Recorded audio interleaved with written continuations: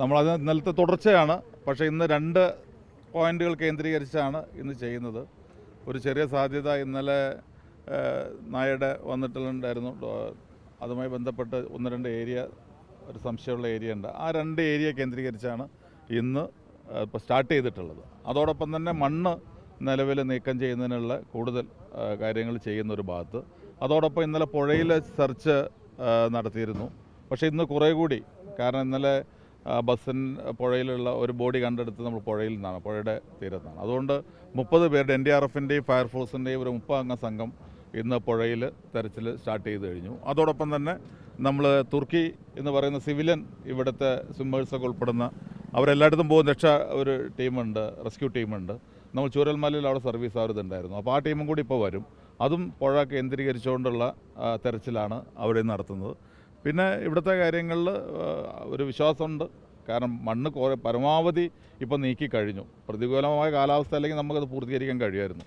അപ്പോൾ ഇനി സംശയമുള്ള 1-2 ഭാഗങ്ങൾ കൂടിയുണ്ട്. അവിടെയും കൂടി ഇന്ന് തെരച്ചിൽ നടത്തി കഴിഞ്ഞാൽ നമുക്ക് എങ്ങനെയാണ് ബോഡി ഇവിടെ ഉണ്ടോ ഇല്ലേ എന്നുള്ളത് തീരുമാനിക്കാൻ കഴിയുമെന്നാണ് റെസ്ക്യൂ ടീം പറയുന്നത്. അപ്പോൾ അവർക്ക് ഇപ്പോൾ മഴയുടെ ഒരു പ്രശ്നം മാത്രമേ അവരുടെ മുന്നിലുള്ളൂ. കാലാവസ്ഥ അനുകൂലമാണെങ്കിൽ അവർക്ക് പെട്ടെന്ന് കാര്യങ്ങൾ ചെയ്യാൻ കഴിയും എന്ന് തന്നെയാണ് അവരുടെ ഒരു വിശ്വാസം. പക്ഷേ ടീം ഏറ്റവും നല്ല രീതിയിൽ അവർ വർക്ക് ചെയ്തുകൊണ്ടിരിക്കുന്നു. ഇവിടെ മാൻ പവറിനേക്കാൾ നമുക്കിവിടെ ആവശ്യമെന്ന് പറയുന്നത് ഇവിടെ മുമ്പ് സൂചിപ്പിച്ചല്ലോ മെഷീനറി കാര്യങ്ങൾ, മണ്ണ് നീക്കം ചെയ്യുന്ന സംവിധാനങ്ങളാണ്. അവിടെയാണ് നമ്മൾ ഫോക്കസ് കൊടുക്കുന്നത്. അതുകൊണ്ട് ഏറ്റവും നല്ല രീതിയിൽ കാര്യങ്ങൾ മുന്നോട്ട് പോകുന്നുണ്ട്. നിർമ്മാണ രീതിയും രൂപകൽപ്പനയും ശാസ്ത്രീയമാണെന്ന്, അതുപോലെ തന്നെ രൂപകൽപ്പനയിൽ പിഴവില്ല, നിർമ്മാണത്തിൽ പിഴവില്ല എന്ന് കൊങ്കൺ അധികൃതർ പറയുന്നത്. അപ്പോൾ സർക്കാരിൻ്റെ വാദത്തെ തള്ളിയിട്ടുള്ള രീതിയല്ലേ, ഇപ്പോൾ അങ്ങനെ ഒരു നിലപാടല്ലേ കൊങ്കൺ അധികൃതർ എടുത്തിരിക്കുന്നത്? അല്ല, ഞങ്ങൾ നേരത്തെ സൂചിപ്പിച്ചൊരു കാര്യമാണ്. First priority rescue operation. Second എന്നുള്ള നിലയ്ക്ക് ഞങ്ങൾ ഇതിനകം ക്യാബിനറ്റ് കൂടി തീരുമാനമെടുത്തു. വിദഗ്ധ സമിതി തിരിക്കാൻ തീരുമാനിച്ചു. അതിൻ്റെ പ്രവർത്തനങ്ങൾ ഉടൻ ആരംഭിക്കും. അപ്പോൾ അതുകൊണ്ട് ആരംഭിച്ച് കഴിഞ്ഞാൽ അവർ വന്ന് കാണട്ടെ, ഈ പ്രദേശം കാണുകയും അവർ പഠിക്കുകയും അവരെങ്ങനെയാണ് വർക്ക് ചെയ്യേണ്ടത് നമുക്കറിയില്ല. അവർ ശാസ്ത്രീയമായ രീതി അവർക്കുണ്ടാവും. അവരെ സംബന്ധിച്ചിടത്തോളം, എക്സ്പെർട്സിനെ സംബന്ധിച്ചിടത്തോളം അതിനെക്കുറിച്ച് നല്ല ധാരണയുള്ളവരാകുമല്ലോ. അപ്പോൾ അവർ വന്ന് പരിശോധിച്ച് ആ റിപ്പോർട്ട് തരട്ടെ. അതുവരെ നമുക്ക് നിൽക്കാം. അല്ല, അവരെപ്പോൾ വരണം എന്നുള്ള അവരാണ് തീരുമാനം. കാരണം നമ്മൾ കമ്മിറ്റി വെച്ച് കഴിഞ്ഞാൽ അവരെന്ത് സ്റ്റഡിയാണ് നടത്തുന്നത്, ഇവിടെ വന്ന സംഭവസ്ഥലത്ത് എപ്പോൾ വരുന്നു എന്നൊക്കെ തീരുമാനിക്കുന്ന അവർ തന്നെയാണ്. നമ്മളതിന് വേറെ ഡയറക്ഷനില്ല. അത് എത്രയും പെട്ടെന്ന് നമുക്ക് ഗവൺമെൻറ് റിപ്പോർട്ട് തരണം എന്നുള്ളതാണ് നമ്മൾ ഡയറക്ഷൻ കൊടുത്തിട്ടുള്ളത്. അപ്പോൾ മറ്റൊരു കാര്യം കൂടെ, ഇപ്പോൾ മണ്ണ് നമ്മൾ നീക്കിക്കൊണ്ടിരിക്കുകയാണ്, വലിയ ലോറികളിലൊക്കെയാണ് മണ്ണ് നീക്കുന്നത്. പക്ഷേ മേപ്പാടി ടൗൺ തൊട്ട് മീനാക്ഷി പാലം വരെയുള്ള റോഡിൽ ഇപ്പോൾ ഗതാഗതം അത്ര സുഗമല്ലാത്ത രീതിയിലേക്ക് ചളിയടക്കം. ഇന്നലെ നമ്മൾ വളരെ വ്യക്തമായിട്ട് തന്നെ പറഞ്ഞിരുന്നു, ഈ മണ്ണ് നീക്കുന്നത് മറ്റൊരു പ്രശ്നത്തിനൊക്കെ പോകരുത് എന്നുള്ളത്. എന്നാൽ മേപ്പാടിയിൽ നിന്ന് ഇങ്ങോട്ട് വരുന്ന വഴി, കള്ളാടിയിലേക്ക് വരുന്ന വഴി, റോഡിൻ്റെ ഭാഗങ്ങളിൽ മണ്ണ് നീക്കി തട്ടി പോന്നിട്ടുണ്ട് ചിലർ. നമുക്കറിയാലോ, ഇവിടെ ആളുകളെ വെച്ച് കഴിഞ്ഞാൽ അവർ സ്ഥലം കണ്ടെത്തുന്ന മുമ്പ് അവർ ഏറ്റവും എളുപ്പമുള്ള കാര്യങ്ങൾ ചെയ്യും. അപ്പോൾ അത് ശ്രദ്ധയിൽപ്പെട്ട ഉടനെ തന്നെ വളരെ സ്ട്രോങ് ആയിട്ട് ഡയറക്ഷൻ കൊടുത്തിട്ടുണ്ട്.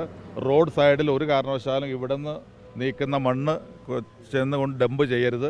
അത് പ്രത്യേകിച്ച് അതിന് റൈറ്റ് സൈഡിലെ സ്ഥലമുണ്ട്, റൈറ്റ് സൈഡിലേക്ക് താഴെ എസ്റ്റേറ്റാണ്, അവിടെ ആഴ്ചയിൽ ഇട്ട് കഴിഞ്ഞാൽ യാതൊരു ബുദ്ധിമുട്ടില്ല. പക്ഷേ മറിച്ച് ചെയ്തിട്ടുണ്ട്, ശ്രദ്ധപ്പെട്ടിട്ടുണ്ട്. അതുകൊണ്ട് ഇന്ന് നമ്മൾ ചെയ്യുന്നത് മണ്ണ് മുഴുവൻ ചൂരൽമല ഭാഗത്തേക്കാണ് കൊണ്ടുപോകുന്നത്. ഇവിടെ നിന്ന് ഇതുവരെ കൊണ്ടുപോയിരുന്നത് മേപ്പാടി ഭാഗത്തേക്കാണെങ്കിൽ അത് ഇത്തരം ഒരു കാര്യങ്ങൾ ശ്രദ്ധപ്പെട്ടതിൻ്റെ അടിസ്ഥാനത്തിൽ നമ്മൾ ചൂരൽമല ഭാഗത്തേക്കാണ് ഇന്ന് മണ്ണ് കൊണ്ടുപോകുന്നത്.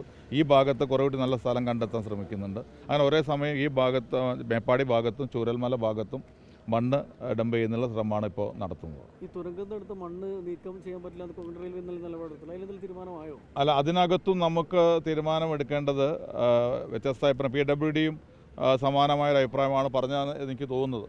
പക്ഷേ അപ്പോൾ ആ ഒരു കാര്യത്തിൽ നമുക്ക് ഒരു ശാസ്ത്രീയമായിട്ട് ഇപ്പം മണ്ണ് നീക്കം ചെയ്യുന്നത് അത് ഗുണകരമാണോ അല്ലയോ എന്നുള്ള ഒരു ചർച്ച, അതിനകത്തുള്ളൊരു അഭ്യൂഹങ്ങൾ പല ഭാഗത്തു നിന്നുണ്ട്. ചിലർ പറയുന്നു മണ്ണ് നീക്കം ചെയ്യാൻ ആവശ്യമാണ്, ചിലർ പറയുന്നു ഇപ്പം മണ്ണ് നീക്കം ചെയ്ത് കഴിഞ്ഞാൽ വീണ്ടും ഒരു അപകടത്തിന് സാധ്യതയുണ്ട് എന്നുള്ള അഭിപ്രായം പറയുന്നുണ്ട്. അപ്പോൾ അതിലൊക്കെ വ്യക്തമായിട്ടുള്ളൊരു സയൻറ്റിഫിക് ആയിട്ടുള്ള അഭിപ്രായം നമ്മൾ എടുത്തിട്ടാണ് ആ മണ്ണ് എന്ത് ചെയ്യണമെന്ന് ആലോചിക്കുകയുള്ളൂ.